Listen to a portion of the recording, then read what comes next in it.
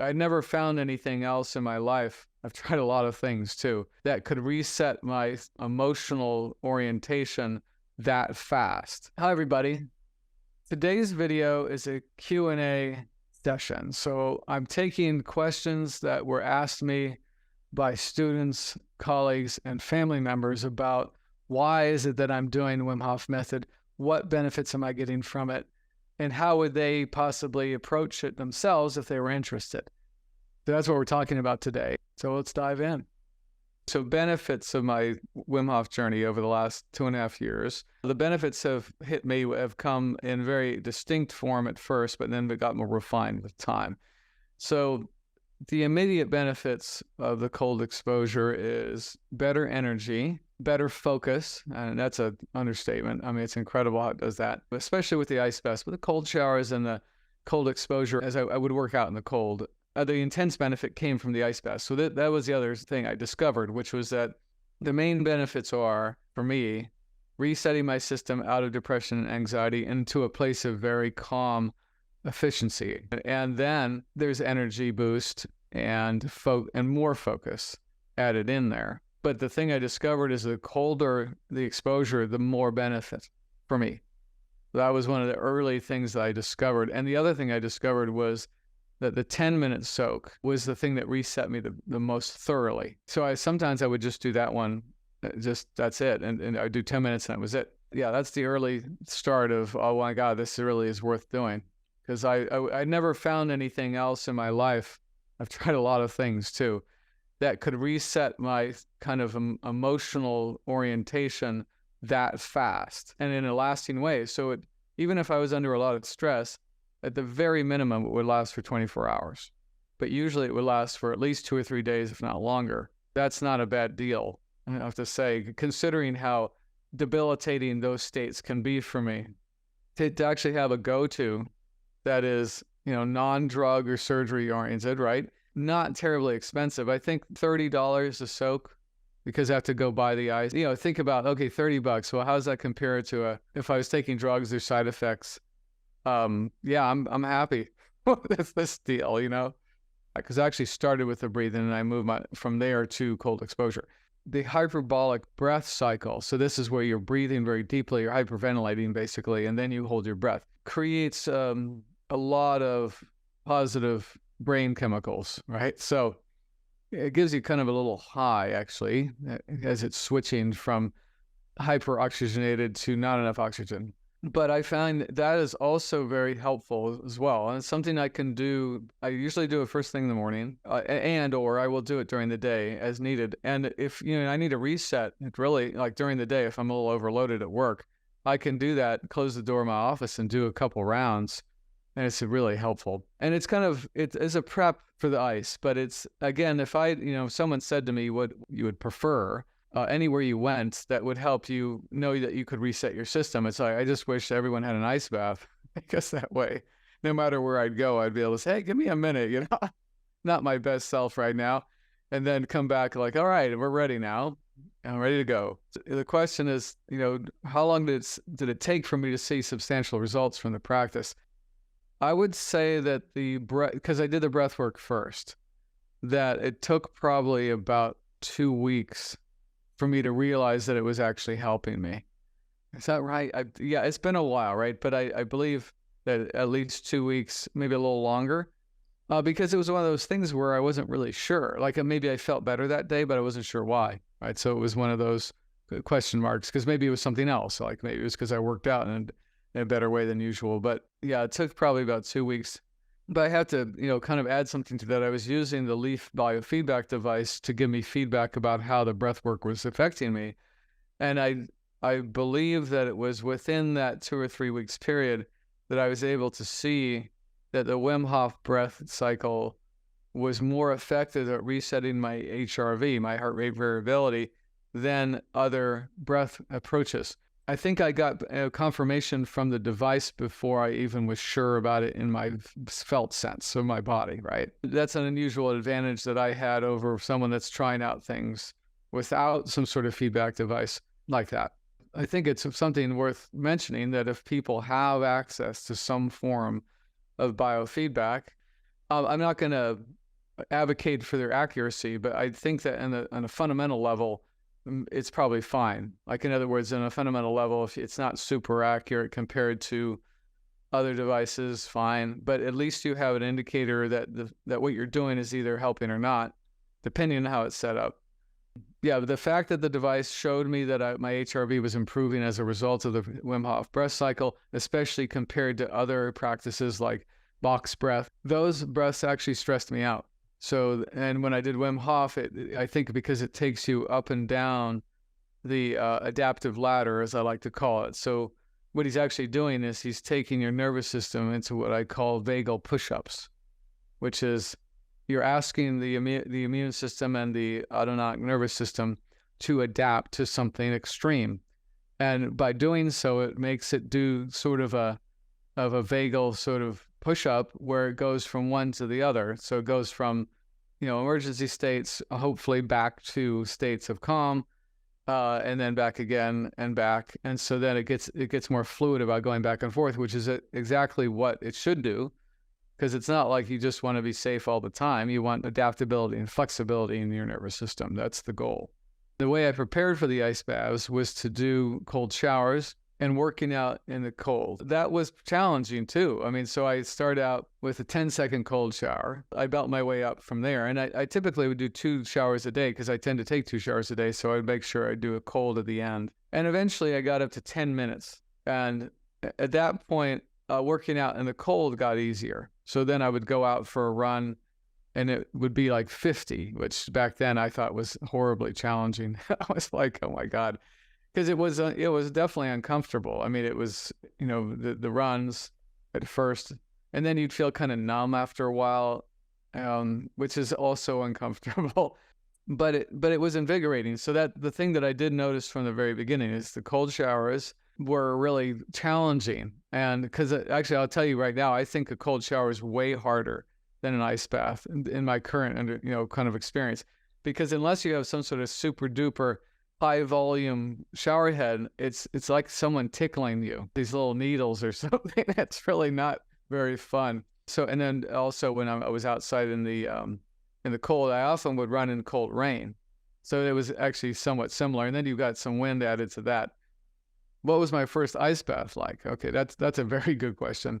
Because if you've seen my videos recently, it looks like I'm just, no problem. Well, of course, it isn't any problem now, but that's not how I started out. So first ice bath, it's pretty intense. Back then, I wasn't able to breathe properly. I think I didn't even know better, or just I was reacting. So I'd be doing kind of an excitatory breath, fast one instead of that slow, steady. But I still got through it, right? So, the good thing was, even though it was intense, when I got out, I felt better, right? I felt a lot better generally, and I would for the rest of the day. So that was the thing, is that the bath itself, I did get to a place where I'd adapt and be able to, okay, I feel a little better now, but I would still get out kind of hastily. There's not a whole lot of difference in one sense between extreme cold and extreme hot. So if you think about what it feels like to put your hand over a flame for a second, in a sense, you're putting your body into that level of stimulation all at once for like 3 minutes at least. I mean, the other thing I could tell you is that the thing that's helpful about that intensity, even though it's really hard to take at first, is you can't think about anything else. So you're incredibly present. So it's a mindful practice, literally, because you can't, it's not like you can ignore it. You can't. You have to figure out how to be with it in a different way. But yeah, it's very needle. I think needle is a good, I mean, that's not very encouraging to everybody, but it feels like a bunch of needles on your skin everywhere, all at once. And it takes quite a bit of dedication to stay with it the first round. And the thing I want to repeat, which is something that I think I said in the last video from the Wim Hof training, is that once you decide to do the ice bath, don't pull out until you've adapted. Because what Dustin Moon explained, and I totally get this, is that if your goal, okay, I'm going to go into the ice bath, let's just say it's 2 minutes the first time, okay, instead of going for 3, which is fine. But you can't take it and you get out before you adapt. Your nervous system's going to consider it a failure, and it won't want you to do it again. And so the next time you try to do it, you may not be able to because your nervous system said that hurt way too much, and I couldn't handle it, and I wasn't okay, and blah, blah, blah. Instead of, that was intense, it was hard, but I overcame it, which is exactly why you have to wait for the adaptive shift. And that the adaptive shift is the whole point. That's the whole point of the exercise. And to be mindful the whole time without like running away, trying to distract yourself or run away from it. Or get out. Of course, that's what your body's like, get me out of here. And you have to kind of reassure it, no, this is a good idea. Come on, you just stay with it. And then if you do that enough, it actually does go, oh, well, yeah, wait a minute. I have this place I can go. Because it's genetic. It's built into us from the time we were primates in the trees, that when we have extreme temperature into the cold, there's a place the nervous system to go to adapt to that. Because if that hadn't happened, we never would have made it, right? We would be all gone way before we got to this stage. I like to do my practices first thing in the morning when possible, because that way I make sure I get to it. Because if I don't do that, I'm like everyone else. Something will get in the way and I won't get to it. And then, it's just before bed and I want, oh no, I didn't do that thing I promised myself.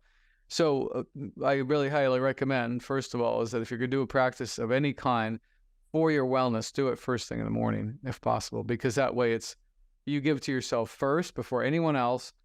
And you're also probably at your best typically in terms of energy and mental clarity. So here's the process. Like anyone else, when I get up in the morning, often the last thing I want to do is anything to do with exercise, concentrated breath work, cold exposure. So part of the journey is this, there has to be some oomph, right? Because these are things that, when you're doing practice, it's not something everyone does. Although, if it was easy, everyone would do it, right? And everyone would be benefiting. So it doesn't matter whether you're sitting down to meditate, or you're going for a run, or you're doing an ice bath or shower, cold shower. The first part of the benefit is the oomph. So you actually didn't want to, but you did anyway. And that actually gives you a dopamine hit right there. So already you are ahead of the game, right? But the other thing that I've seen is that when I do the practice, I go from that sort of, I don't want to, and I'm willing. I do want to, but it's a part of me that doesn't, to that success feeling. And then the rest of the day, I feel stronger and more capable. And okay, so now let's talk about the specifics of the ice bath. So again, there's the oomph part. So I get to it, I actually get to it, and I keep my promise. I usually do breath practice to prepare for the ice exposure. And I'll either do that in the sort of seated on the floor with the breath cycle and then holding the breath, or sometimes I do the horse stance, which is the one where you're standing and your arms are going side to side, kind of a martial arts position, basically, because they don't just prepare my body, but they prepare my state. It gets me into a kind of a meditative rhythm. And then I actually play music. So I have a track of music that I've developed. I've actually playlists. I've had playlists, and most of them are centered around these practices, because that's when I started to get back into music. Then a whole nother story. But I wasn't into music for a while until I did certain therapies that woke up my nervous system in a way that allowed me to enjoy that. These musical tracks are really centered around things that are calming and meditative, even though a lot of them are like classic rock pieces, but there's a certain sort of rhythm and feel to them. And so I put that music on.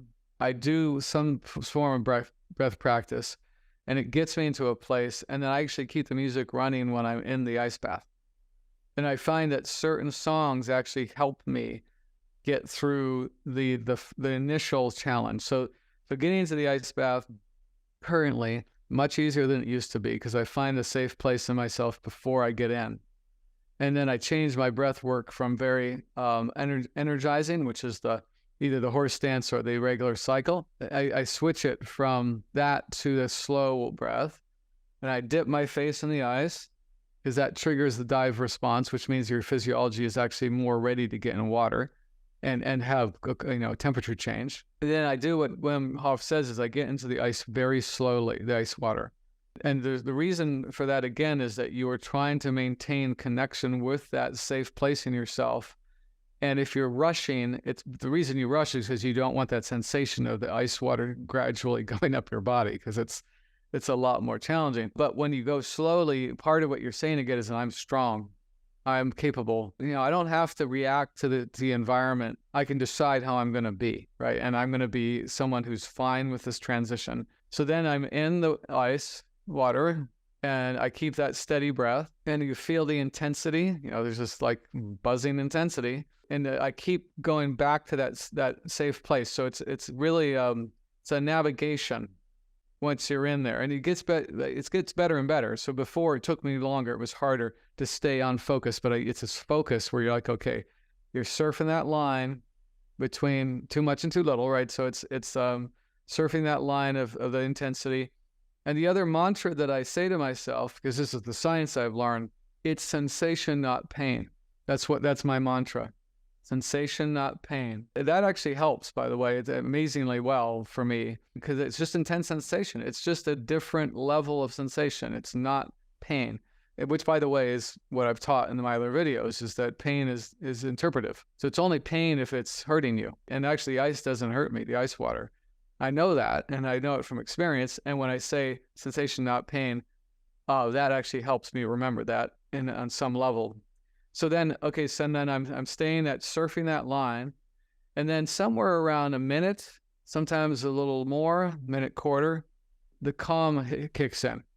So then there's this amazing sort of almost weightless feeling over my whole nervous system, my whole body. And there's this, if I have anxiety, which I usually feel here, or anger, and sometimes I have anger too in my chest, it just kind of goes and dissipates.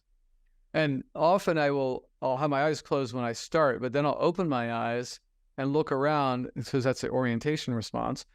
And the thing that's so lovely about it is that my mind and body are calm and quiet, kind of like a deep meditative place, which I think it is, by the way.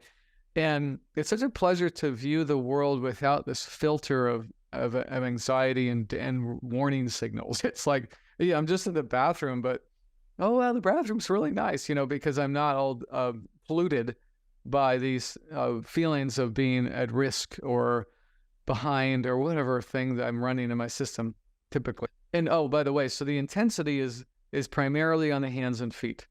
So the rest of my body doesn't take long to acclimate anymore, but those two are the ones that really talk. And often before the end of the 3 minutes, because I do 3 minutes 3 times in a row typically now, they will start to talk pretty loud. And again, so then you have to go back to surfing that place of okayness. And then, then the alarm will go off, and then I get out and so I'll towel off a little, do a warm-up session, which is usually horse breath, again, horse stance, and then back in again.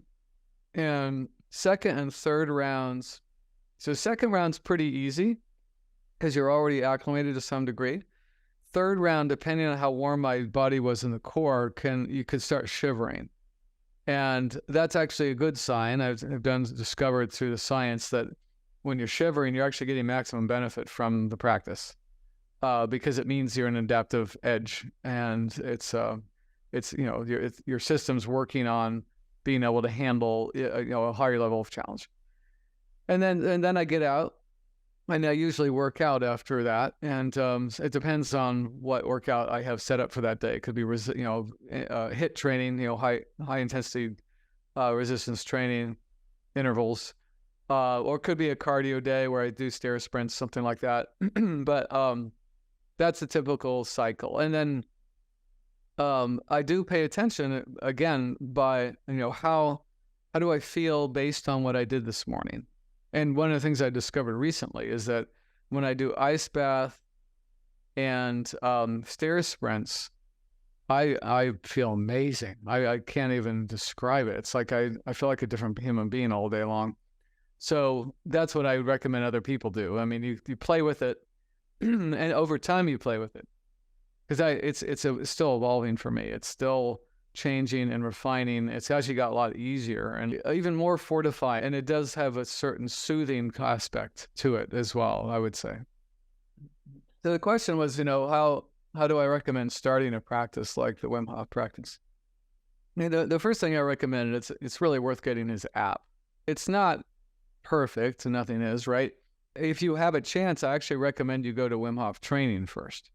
I think that the app is extremely helpful because it gives you a structure and, kind of suggestions about how to begin. Because he has these challenges, they're called. So they're basically programs for, I think, yes, for a month. So a challenge lasts a month, and you can start with a breath challenge. That's what I recommend. And he's basically going to take you through doing the breath practice, usually 3 times a day at a certain amount, and in combination with cold showers starting at 10 seconds, right? So you build up, you do the breath and the cold shower, and you build up, and then by the end of a month, you're doing, I forget how many, 6 minutes. Anyway, you start with 30 seconds of cold shower. And I think the breath practice in the morning is 4 rounds, and then during your lunch hour, maybe 2. I can't remember, but at any rate, very, very helpful. Technically, if you're in super good shape, like you're already super healthy, going straight to the ice bath could be okay. But again, the real issue is about how is it perceived by your nervous system? Because if you push your nervous system that fast, it may hate you for it and sabotage your potential. That is a potential practice and resource for you, right? You don't want to mess it up by pushing too hard and then putting a negative, association in your nervous system towards that behavior and that practice. Because like I said, in another question, it took me months I think 3 months of doing breath work, cold showers, and exercising outside in the cold before I hit the ice bath. And so I had already had some foundation in adapting and also just tolerating it and feeling good about it. So yeah, I don't recommend that at all. I think that better to gradually work up to it. Unless, again, like I said, if you're super healthy, maybe, but if you're already not very sensitive to cold changes, that would be another place where it could be okay, but otherwise not recommended. Then you say that Westgate guy doesn't know what he's talking about. I try ice bath and I feel worse. Do it gradually, just and also get permission from your body to do it as well. And that sounds funny, but that is a real thing. And what is the body telling you? Yeah, let me talk about some of the mistakes I made in the last 2.5 years with the Wim Hof practice, because I certainly did make some mistakes. One of the first mistakes I made was when I exercised in the cold.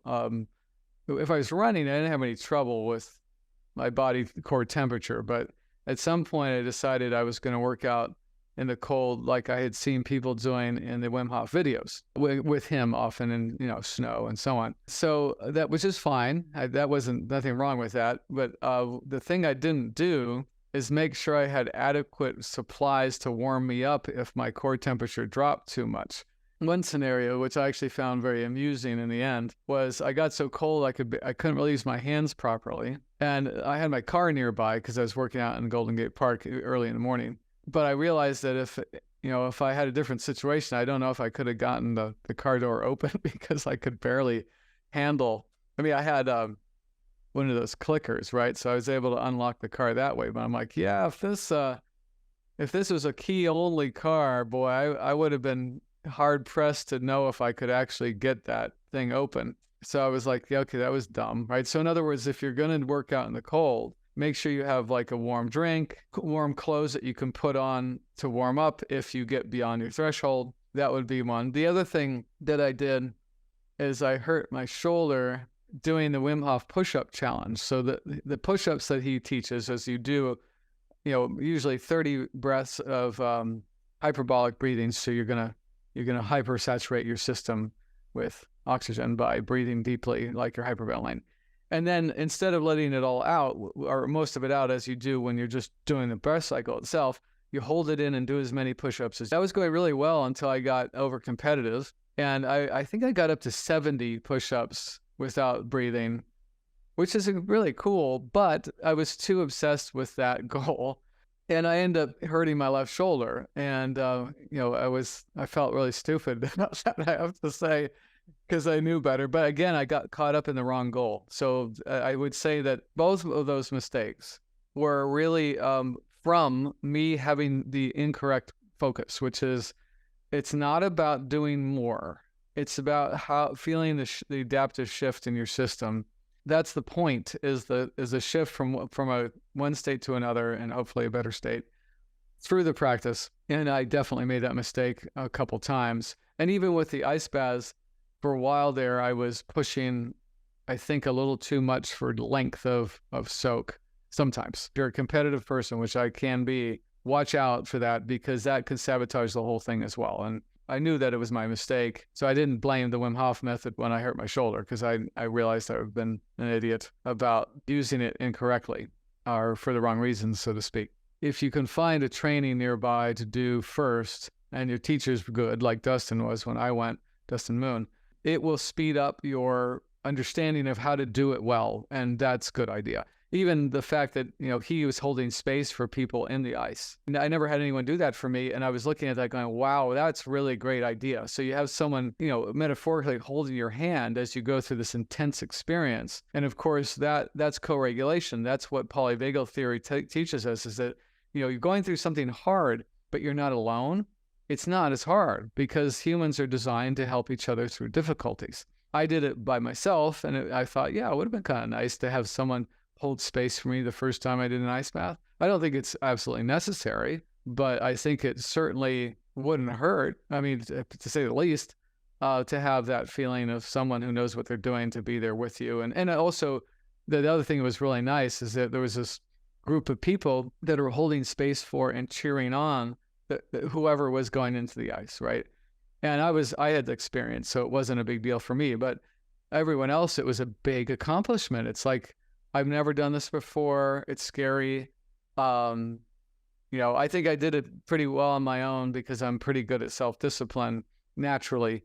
Somewhat out of desperation too, by the way. I was thinking, God, if this can help me, I'm just going to do it anyway. I'm not going to wait to be able to go to a training.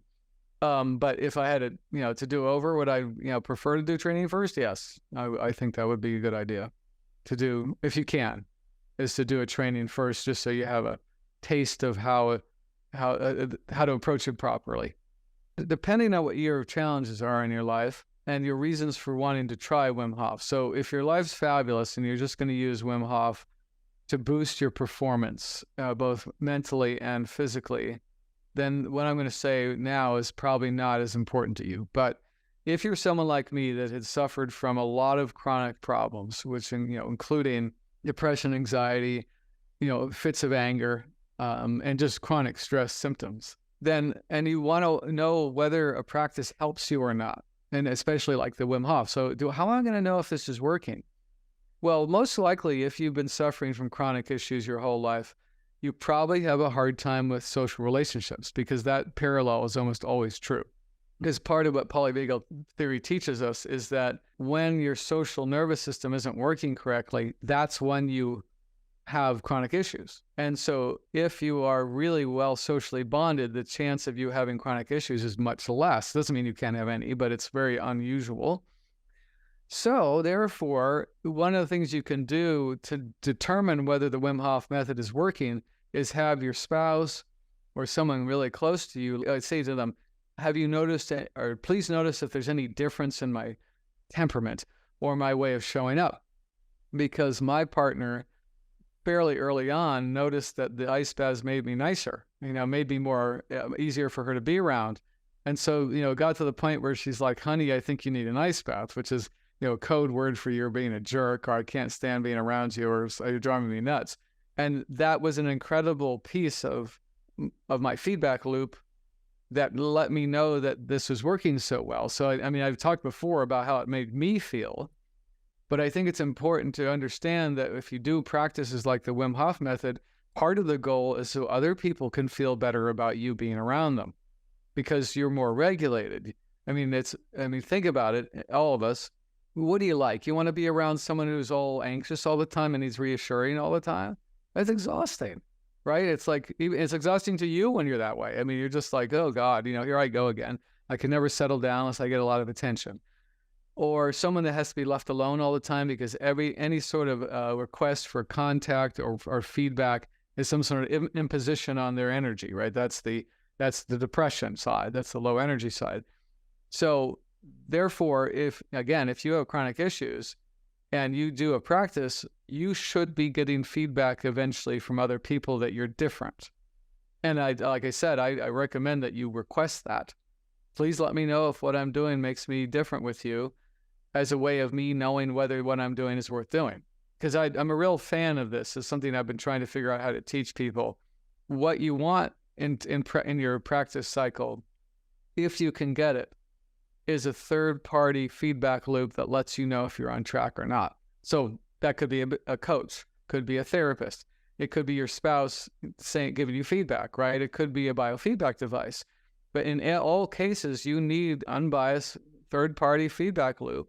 And now, no, your partner's not necessarily totally unbiased, your husband, wife, your best friend, your mom, your dad, but it's not you, so that's a start. And then, of course, other feedback loops like biofeedback is even more neutral, which is great, but you combined all those best you can to help you know whether you're navigating properly, because that's what it's for. That's what a feedback loop is. It's a navigation tool that says, am I going where I want to go?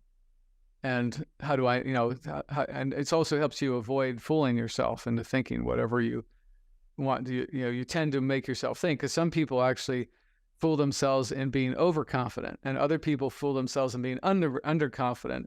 And the third-party feedback loop is a way to break through either of those patterns and keep you on track. Because if you think you're not doing enough, but you are, then you can maybe stop exhausting yourself with negative thoughts and also overreaching, and realize that doing the amount you're doing is actually helping you. And on the other hand, if you're arrogant and self-righteous and think that you're always right, but you're open actually to being corrected, then someone can say, yeah, you're not much better. You're still a pain in the ass. Try something else, or something like that.